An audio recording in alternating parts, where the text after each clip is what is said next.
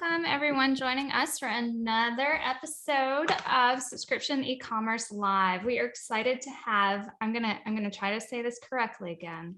It's Gen, which I have good, right? But here's my attempt. Furukawa, right? Gen Furukawa, exactly. Close? Yes. Correct. Okay. Correct. I'm Ashley Gattuso. We're excited to be back.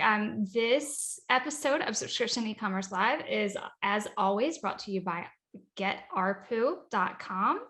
We are your source for upcoming shipment notifications that can make you more money with two-click upsells and strengthen those relationships with subscribers by offering two-click delays. We serve recharge customers who are on Shopify and BigCommerce. You can go find out more at getarpu.com. All right, so let's move right into the juicy stuff. We are going to quiz Gen on quizzes. You have a little company called Prehook, right? Correct. Yeah, Prehook. Prehook is. Yep, we are a quiz platform for Shopify merchants to help merchants accelerate list growth, capture emails or SMS. Improve the shopping experience, ask a few questions, recommend a product, and then most importantly, capture zero-party data. So help merchants learn more about what their customers are looking for. Excellent. I am really impressed by some companies who use quizzes in what feels like a very organic way to help me understand what amount of a product I should subscribe to, or what type of product would best suit my skincare regimen, or things along those lines. So we have discussed this with experts who have come on this series like earlier in the year, who just like predicted what they think will be happening in the future of e-commerce. Well, that's here now, right? And this is going to be more and more important for e-commerce merchants because of the new cookieless world that we are facing, and the fact that like your ads are going to be less and less optimized because you cannot target the right people anymore with new privacy laws. So we're not going to get into that junk too much, but I do want to kind of ask you to give us your backstory. What inspired you to found Prehook, and kind of lead us through the decision-making process of creating this product? Yeah, sure, totally. So we started building Prehook about 2 years ago. So it was me and my two co-founders. We met as the founding team at Jungle Scout, which is an Amazon product research tool. And so they were building the product as developers. I was leading the marketing team. And we'd realized that for Amazon sellers to figure out what their customers were looking for is relatively easy. It's Amazon is a search engine optimization game. You kind of like want to make sure that your listing pops to as high as possible for a specific search query. Shopify merchants or e-commerce merchants in general have a very different challenge because they have a wide variety of products. You don't know what products your customers are looking for.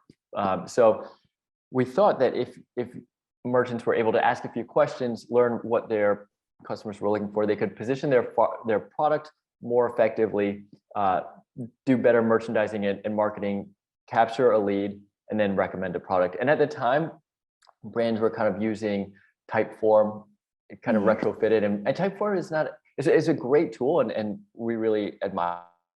But not necessarily meant for e-commerce in the sense of integrating with Shopify so that you can know exactly which products you have in inventory and recommend them directly. And then also doesn't quite integrate as well with some of the necessary Shopify related tools like say Klaviyo or OmniSend or PostScript or Attentive, some of the communication tools. So we started building it, then launched in the spring of 2021, and have at that point we've seen a lot of interest and momentum just as a result of the marketing landscape changing, as you mentioned.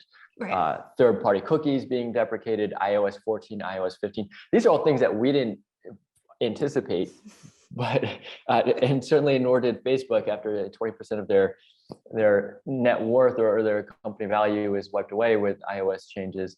But it's more important for merchants to have a direct line to their customers, understand them, and then capture that. So you've been probably hearing a lot about zero-party data and the value of that. This is stuff that you can't necessarily gather from what a brand might normally track otherwise, which would be, say, transactions, like what they ordered or how much they've spent, or maybe where they live based on shipping address or billing information, engagement with the website, what pages they visited, or engagement with emails or communication.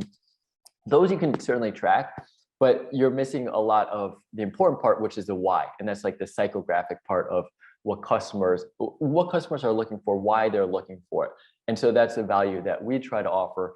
So you can understand what challenges customers are facing, or what goals they're trying to achieve, or what their regular routines are, or what skin type they are. And so once you kind of have this holistic view of what the customer profile is and what problem you're solving for, you can do a far better job of communicating both on site with, say, the recommended product after they take the quiz, and then thereafter with emails, SMS, paid ads, kind of like the omni-channel marketing that you can do a lot more with. And we can certainly get into that later today.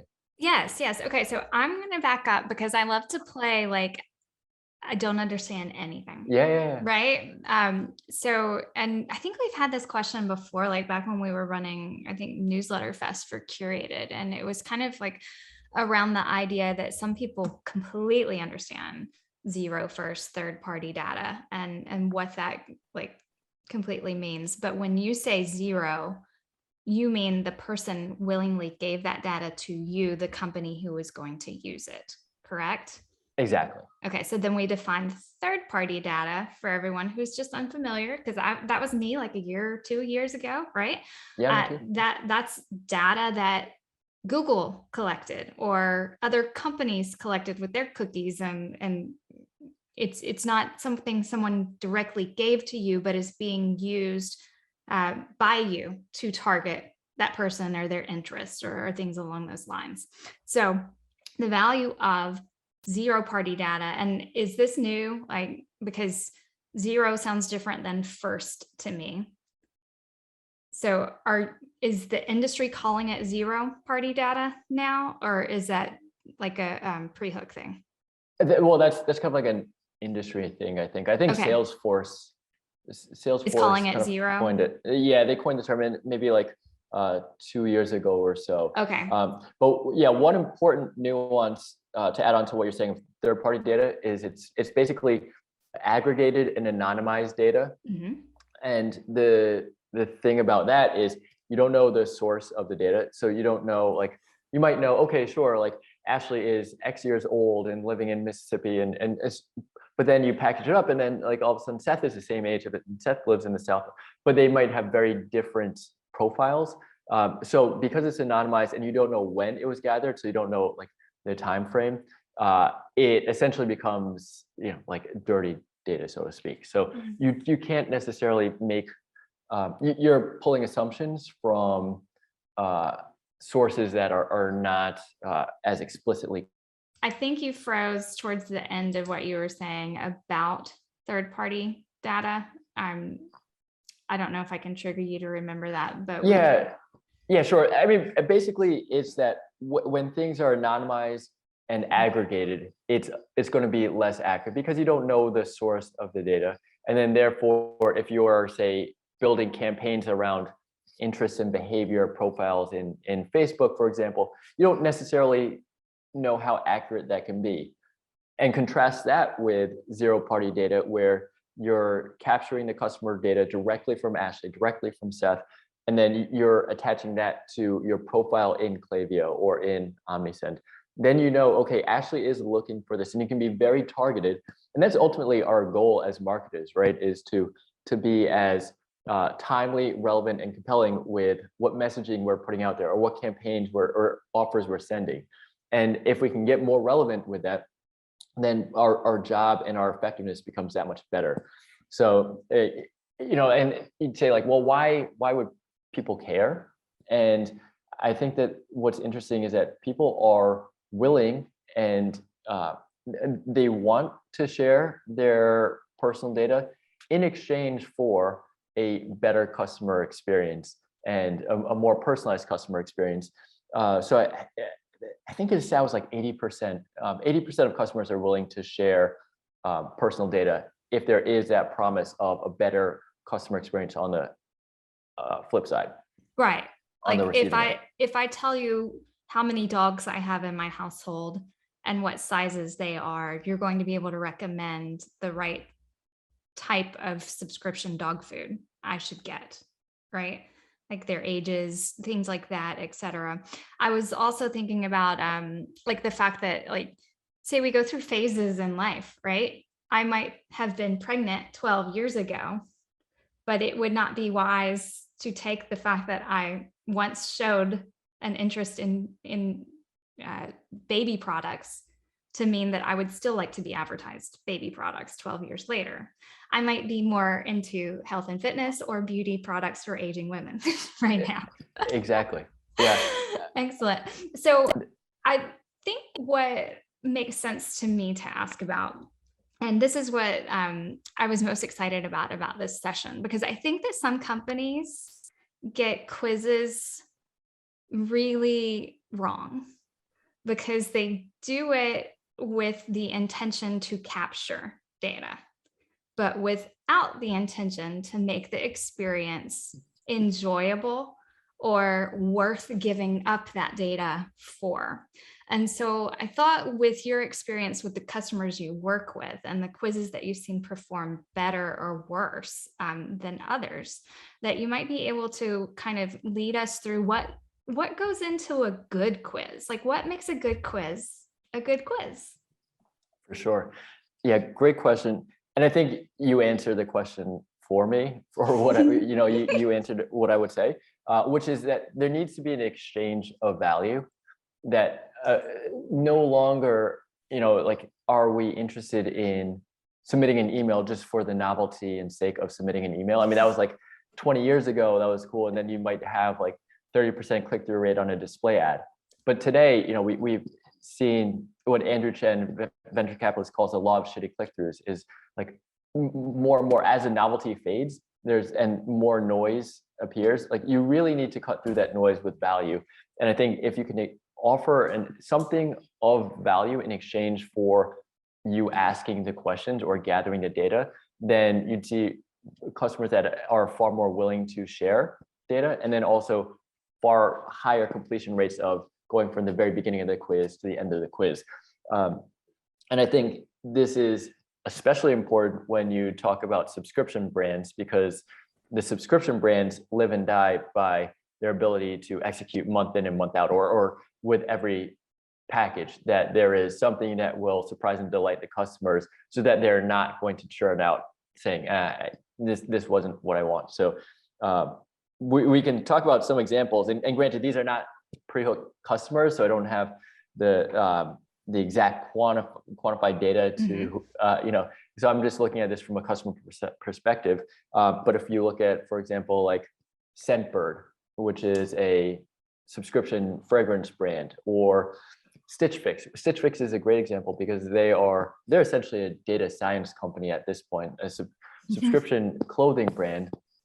But the subscription brands, their customer experience starts with the onboarding experience starts with a quiz for a good reason, is because you need to at least get a baseline of who you're sending these packages for, what their preferences, their habits, and what they would want on a recurring basis, so that you can fulfill it to their needs. Food and beverage brands, another great example, say drinktrade.com is subscription coffee, or Wink, WINC.com, is a wine brand. And those, I think, like, the quiz is great because it simplifies like what could be a confusing or a challenging thing, but it asks questions in a fun way, and in a way that's accessible for me, because I don't necessarily know like what type of wine I want, but I can tell you maybe that I like dark chocolate as opposed to milk, or I like cherries but not strawberries. And so these things are presented in a quiz type fashion, But on the back end, there's a lot of value to knowing how this informs what package I would want to receive on a monthly basis. Well, that's interesting. Okay, so a couple of questions came to me while you were Yeah. talking about this. And the first is not necessarily a question, but something I'd love you to confirm. That the best thing you can do at the start of a quiz is set expectations of what the value you're going to be providing if they complete this quiz might be, whether it's subscription or not. Like if they've just hopped on your website and are a one-time buyer, but you have a quiz flow for them to like find products that might be most useful to them, right? Or they're most interested in. Like there's got to be an upfront expectation setting that by completing this, we will be able to customize a list of products that you will benefit most from in whatever words your brand needs to use to execute that. Confirmed? Yeah, Right? confirmed.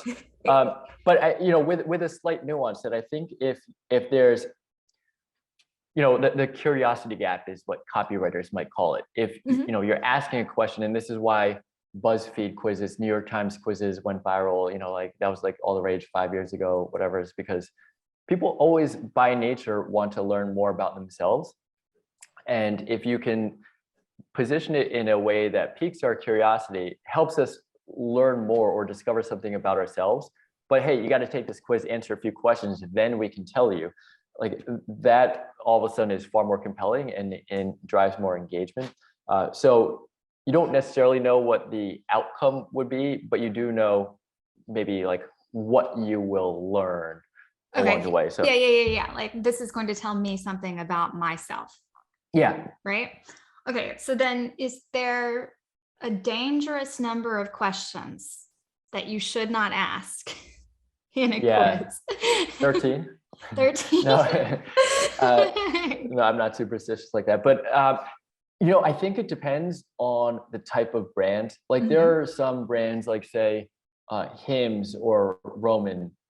Hims is kind of like whether it's for male pattern baldness or erectile dysfunction or Roman does the same. Those are almost like medical intake forms where they're Yeah, we lost you at medical intake forms. Okay, geez, sorry. It's okay. So yeah, basically that if there's something that's like a little bit more of a lead qualification, like say some of those that you might be ingesting, putting in your body or something. I think those I've seen are longer because there's more, it's more necessary to gather certain data points.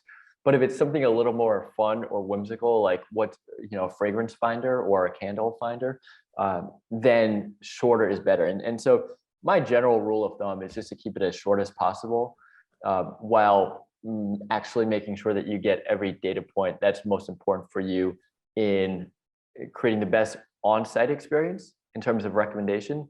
And then also how you're going to segment and personalize with your email and SMS campaigns afterwards. Got it. Okay, so you mentioned something about curiosity and that curiosity gap.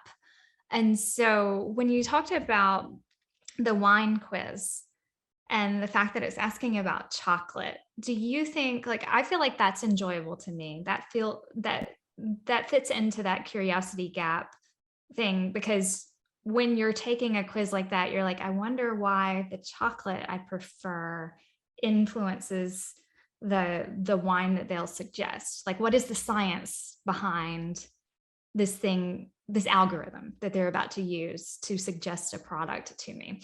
So I think maybe to your point, it's actually smart to use some things that feel a little like they prompt curiosity, not just curiosity about who you are as a person and what's going to result, right? But about why, like, why would this particular fact influence this brand's product suggestion for me? Yeah, that's a really good point. And I think that's where some of the food related brands are interesting, because I mean, I imagine that they just tag their inventory with certain like flavor profiles. So chocolate is equivalent to certain tannic structure or body or something. I don't know, but you're right. Like the curiosity and then maybe when you're drinking it, it just makes it more enjoyable. Like you kind of want to connect the dots of like that you think you're drinking chocolate, and then that you kind of like trying to detect it. I don't know the science behind it either, but it does make it more fun. And maybe that would be an interesting way to provide quiz results, like especially if you're asking some like kind of off or bizarre questions.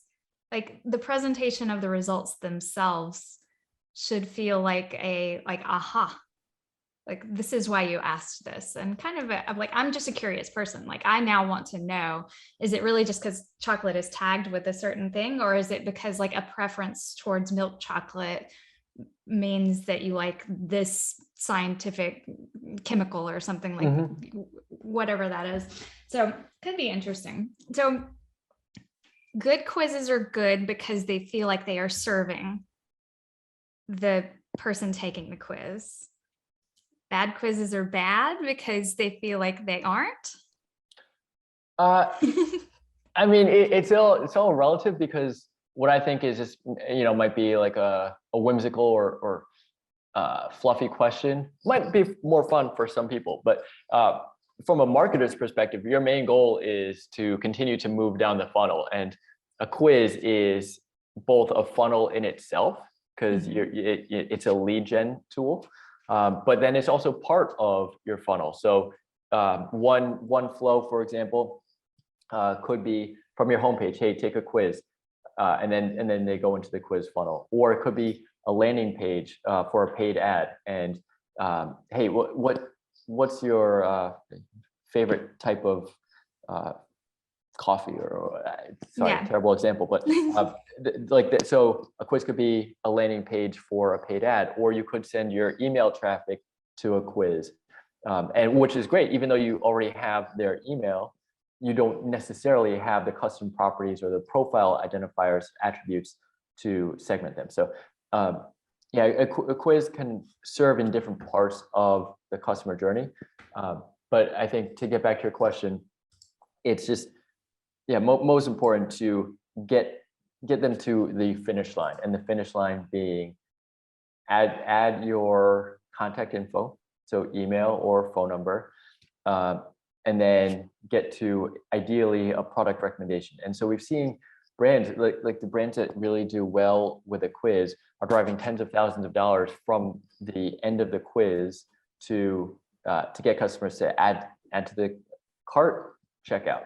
And that's ideally what you're doing, because from when you're putting on your conversion rate optimization hat, you're just trying to simplify the buying experience, reduce as many barriers or bottlenecks, address directly as many customer objections as possible, and then get them to check out. And so a quiz can kind of encapsulate all of that in this one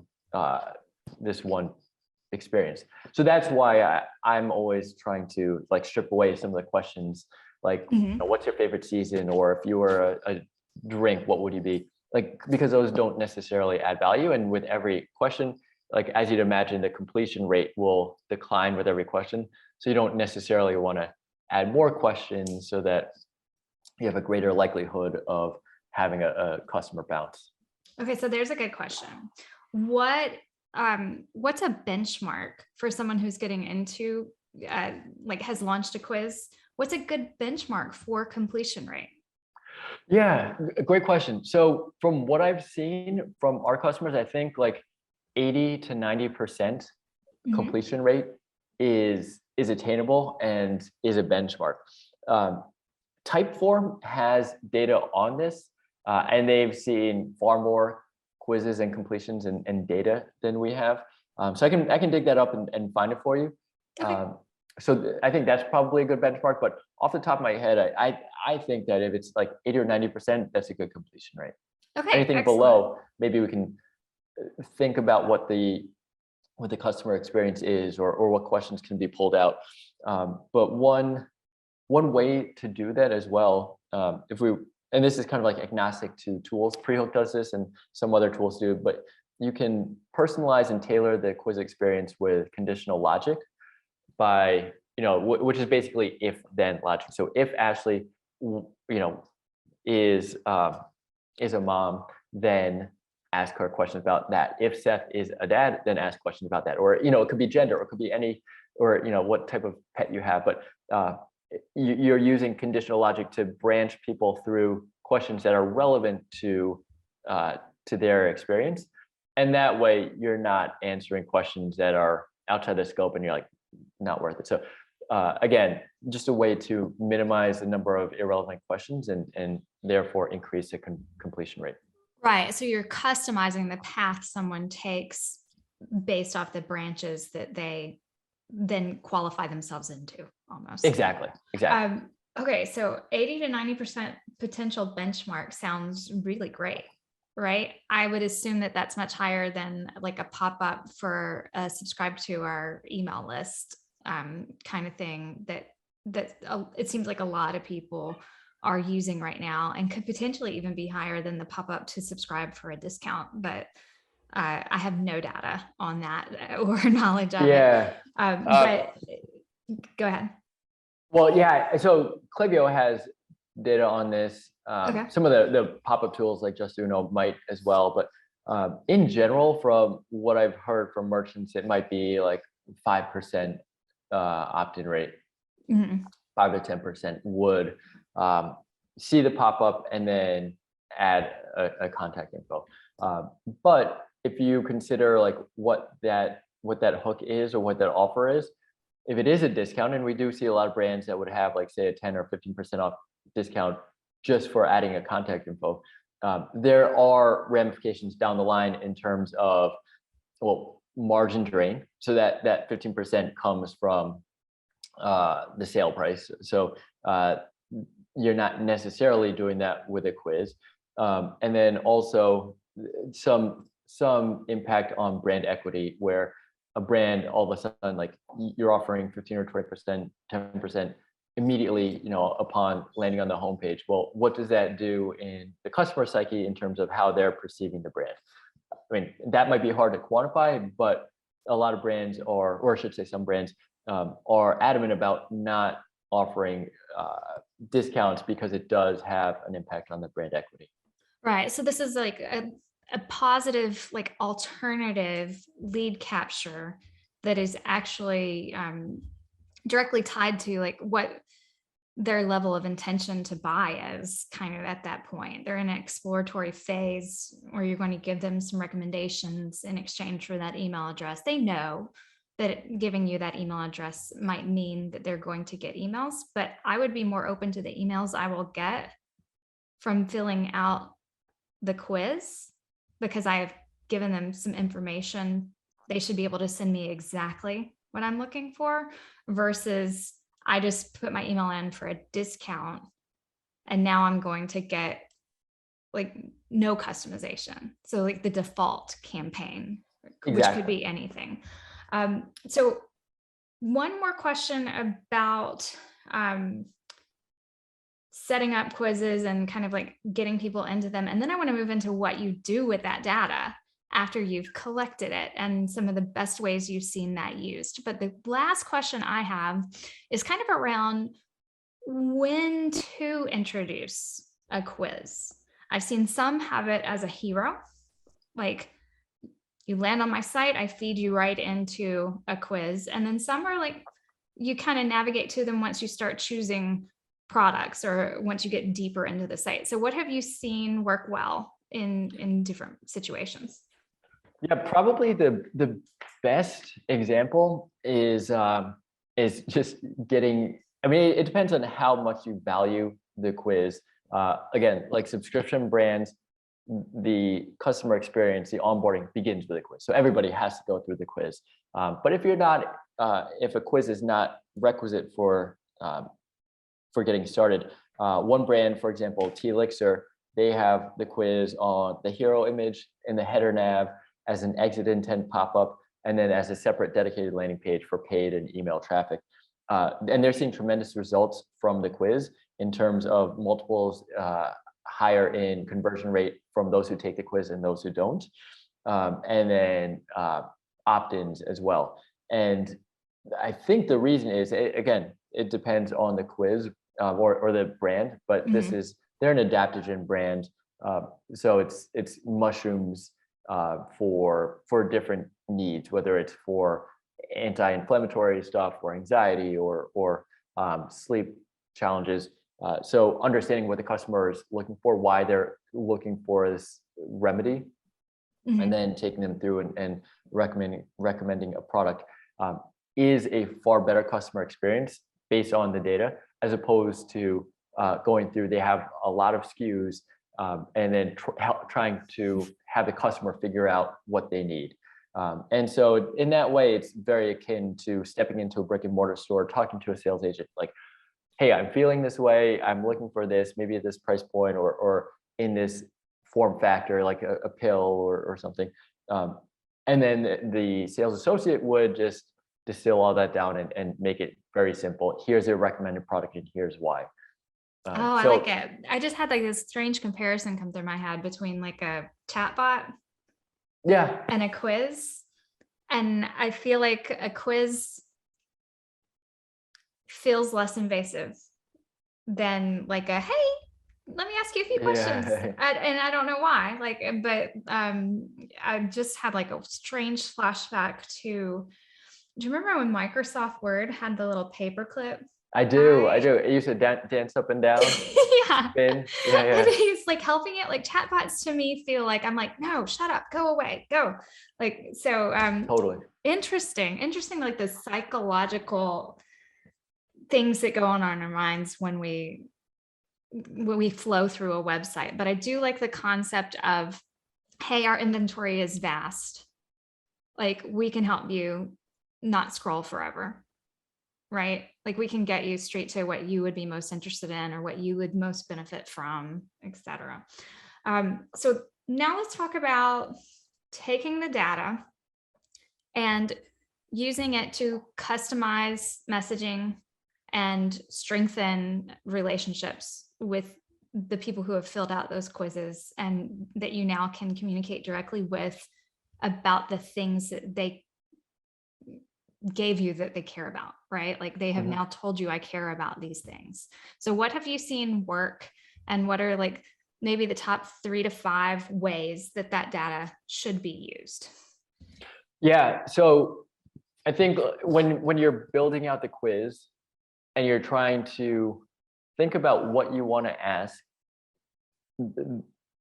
I think the brands that are strategic in knowing how they're going to use the data and then what form that comes in succeed the most. So what I mean by that is customer segmentation, because ultimately marketing relies on customer segmentation. Customer segmentation relies on what you know about your customers. And so garbage in, garbage out, that's kind of like a truism for financial modeling.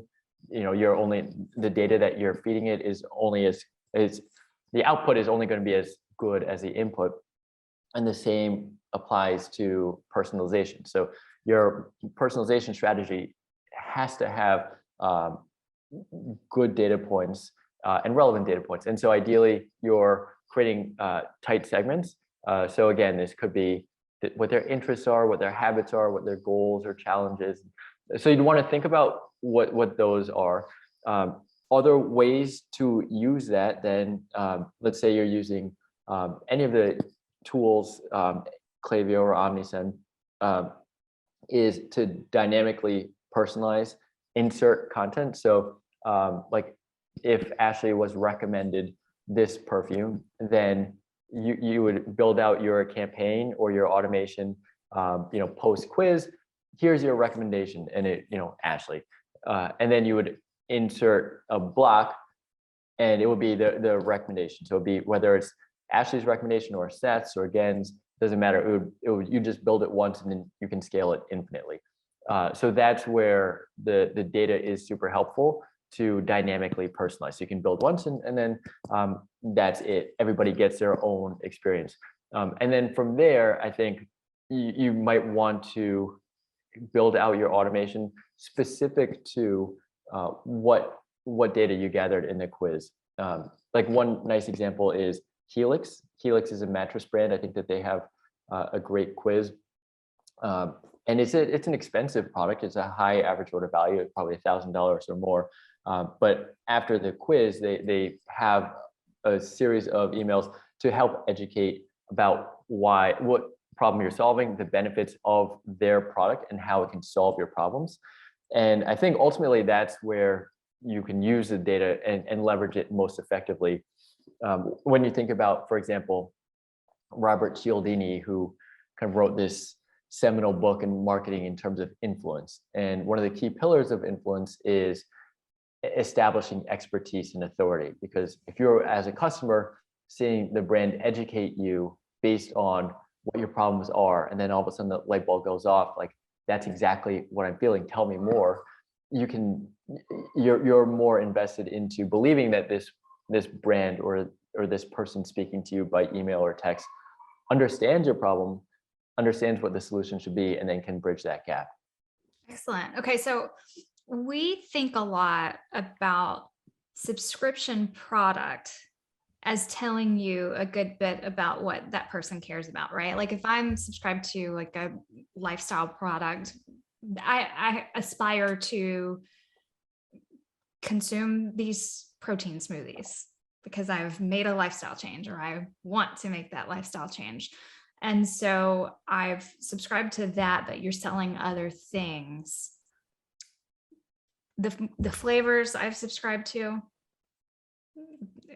kind of can dictate what you tell me I might be interested in, but also the potential quiz that I filled out about my goals could then help you tell me what else I might like, etc. We tend to think through the messaging after someone has subscribed as being really like special. Like you've already got this person subscribed. You want to send them obviously an upcoming shipment notification, but you don't want to bombard them with requests to buy and between, like 10 times between their 30-day cadence or something like that. So I'm curious, and this is just me speculating, like let's spitball. I've subscribed to something. I know I'm going to get that once a month email that someone set an expectation, like, hey, we'll remind you before. And then I have an opportunity to do some add-ons at that point. Can you use what you gather in a quiz flow to then send informative, not sales emails between renewals to tell them about like recipes they might use or other products they might be interested in, but in like, and more like, we're chill.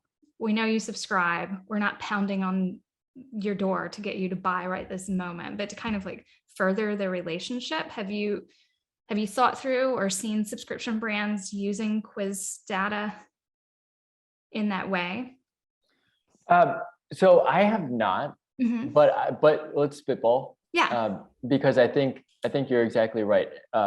That the like in between orders, it seems like a balance, of course, between like post-purchase experience and then priming your customer for the next purchase, right? And kind of like making sure that they don't feel the urge to churn out, or that they're maximizing their satisfaction with the purchase. So if, for example, you have committed to a plan, this is where multivitamin brands or nutritional supplements do a lot with quizzes.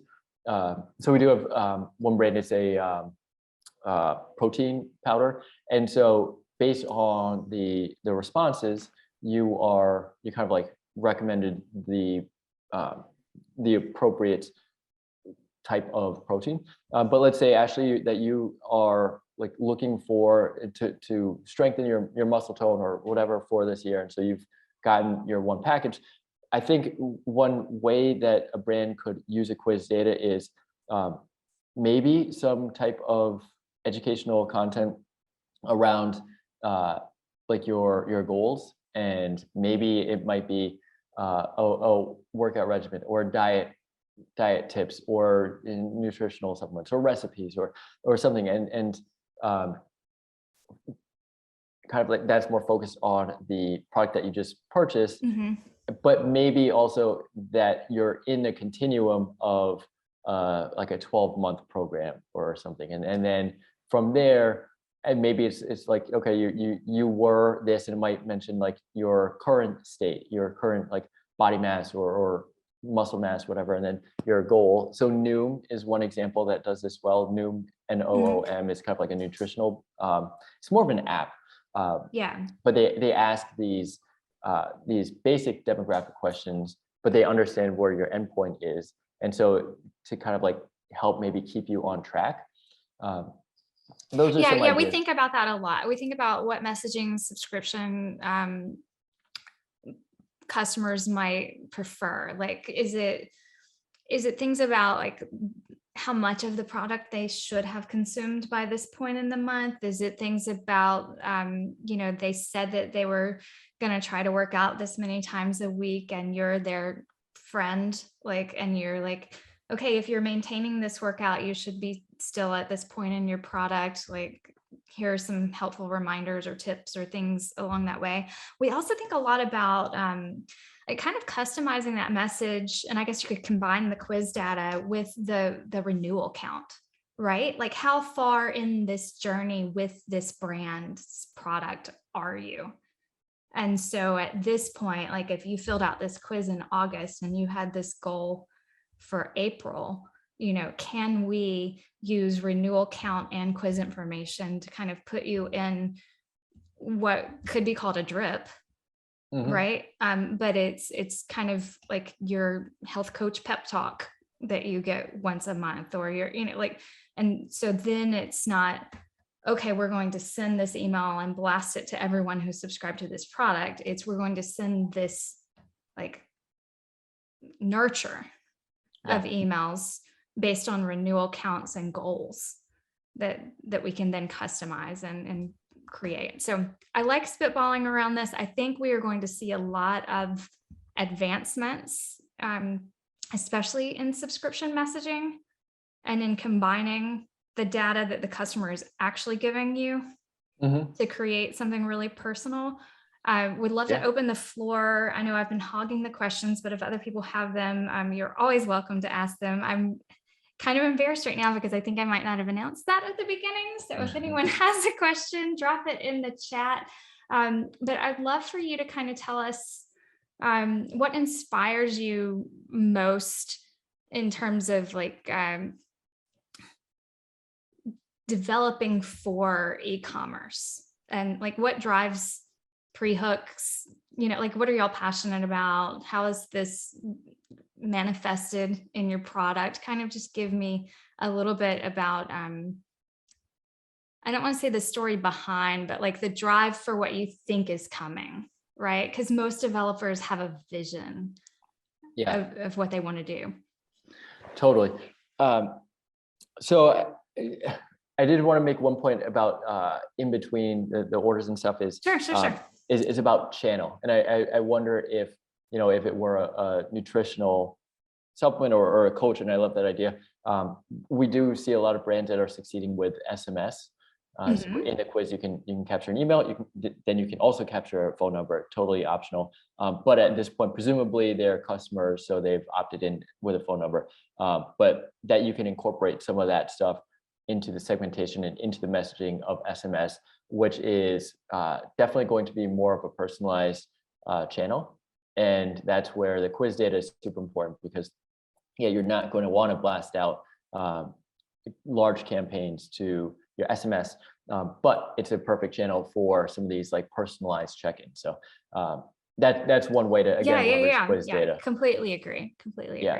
But in terms of like where we're going with Prehook and what we're trying to do, we still have, I think that like product-wise, we have some room to help brands with some of like the smaller nuances of the quiz experience, largely design related.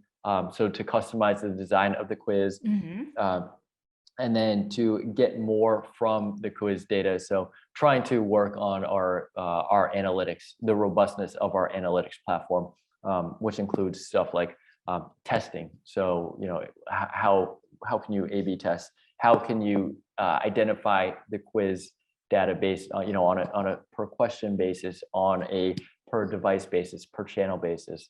And so these are things that we're hoping to draw out.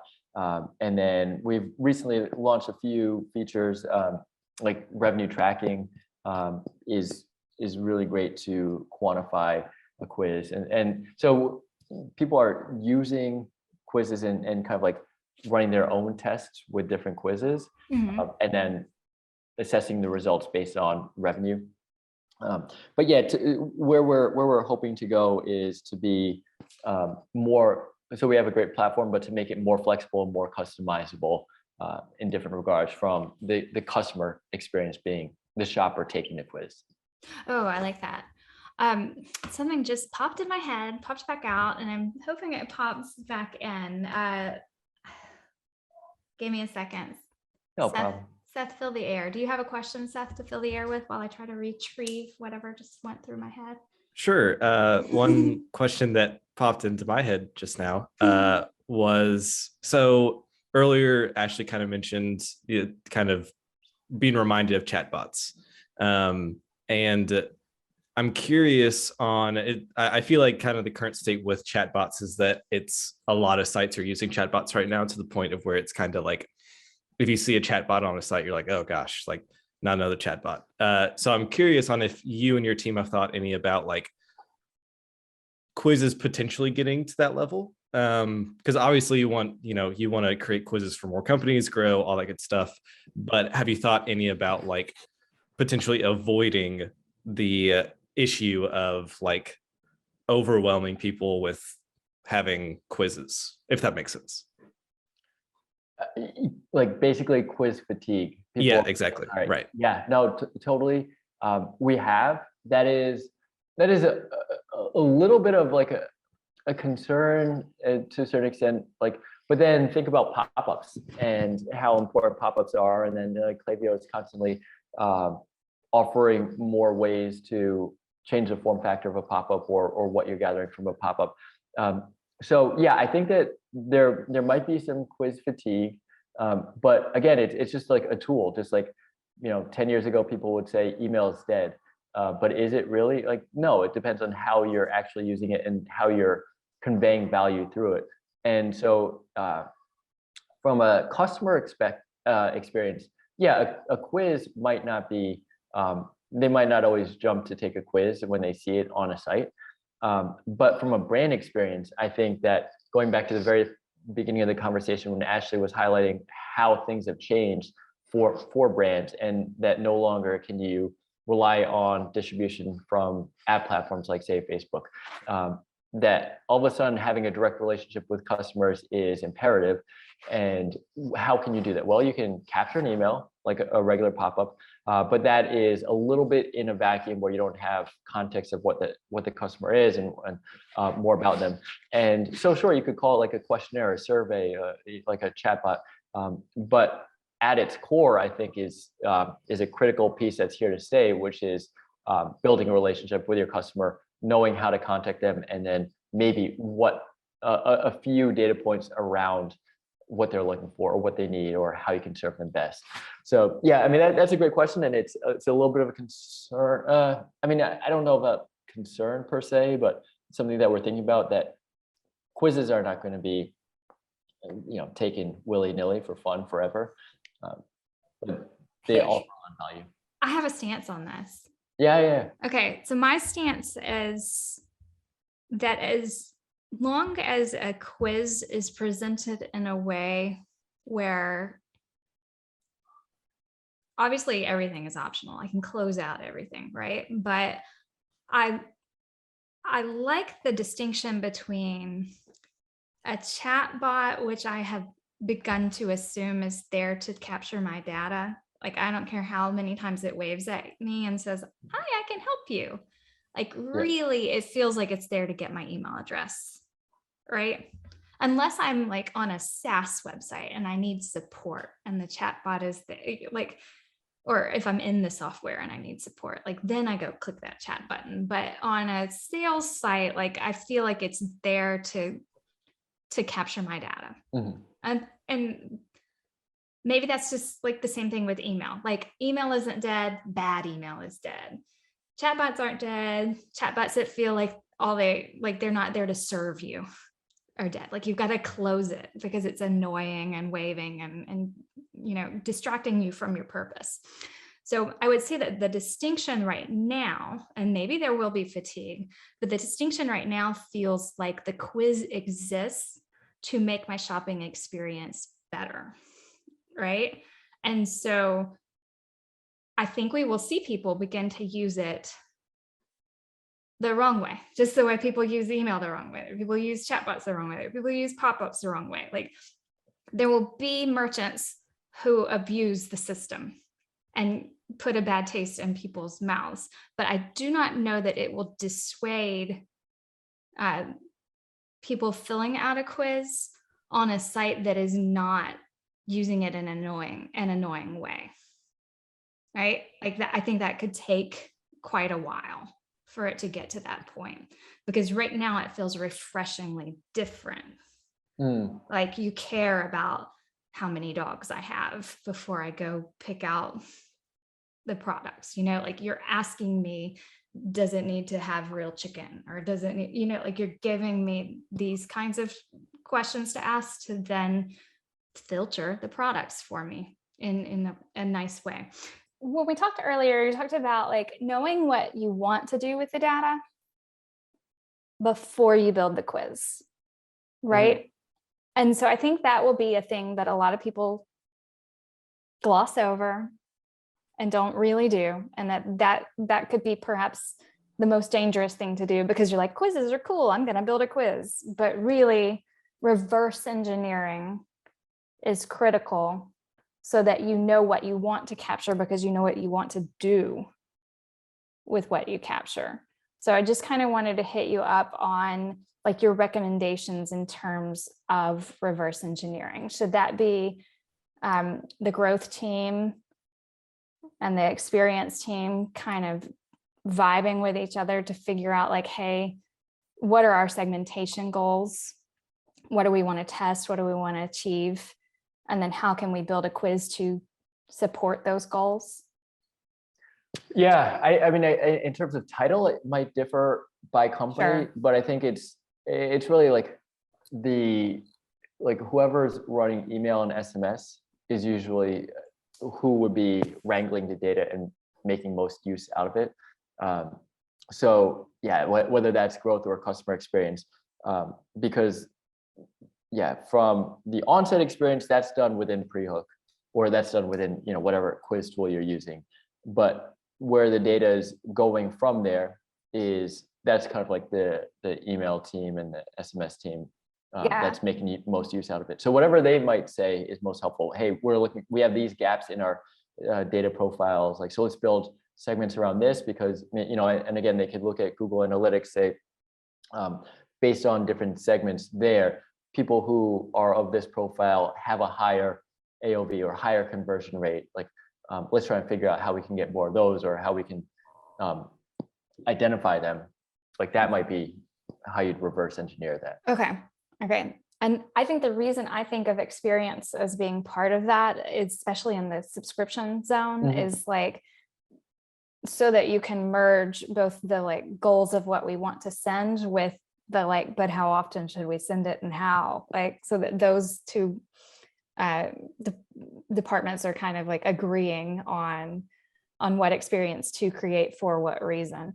So we are about to wrap. I don't see any further questions in the chat unless I missed them when I popped out, but I have one last Prehook question, and that is, actually I have two. Can you build multiple quizzes under one account? Yeah. Okay. And then where can people find you online if they have follow-up questions? Totally. Please email me, Gen, just GEN @prehook.com, or Twitter, Gen Furukawa, at Gen Furukawa. And our website is just prehook.com. So you can definitely find contact info there. But yeah, happy to connect, answer questions specific about your brand, help you build out a quiz, get started with a test. We have a 14-day free trial, so you can test with no financial obligation. And yeah, I think it's totally worth a test, considering how things are changing and the success of brands that are utilizing the customer data that they're gathering very effectively. Like I think that maybe outside of single SKU stores, that there's a lot that can be done with a quiz and with the data from a quiz. Excellent. Well, thank you so very much for joining us today. And thank you everyone for dealing with our unstable internet. I will see you again in 2 weeks. Let me remind myself who we have coming on. I think it is, did my internet just go out again? No, you're still here. I'm still hearing you. Okay, weird thing happened and I cannot control anything on either of my screens. Okay, so the next. No, I got it. Okay, you got it. But you go ahead and announce because I'm so frazzled at this point. Andrew? All right, Andrew Foreman, founder and CEO of Gives, is coming up in 2 weeks. Gives, and that's like nonprofit giving through your purchase flow. So cool. I really don't know a ton about it yet, but I'm excited to learn more. I think he just went on with the tap room. Remember Kelly Vaughn came on and she's exited the tap room at this point, but that was her agency before Govalo. So exciting stuff there. And maybe we'll reconnect with you at some point too. Again, I'd love you to keep us apprised of all the things going on with quizzes, and maybe we could have some fun and work together on building some quizzes for crossover customers who have the subscription experience to offer as well. Most definitely. All right. Well, thanks Ashley, everyone. Seth, yeah, thank you so much. See y'all in 2 weeks.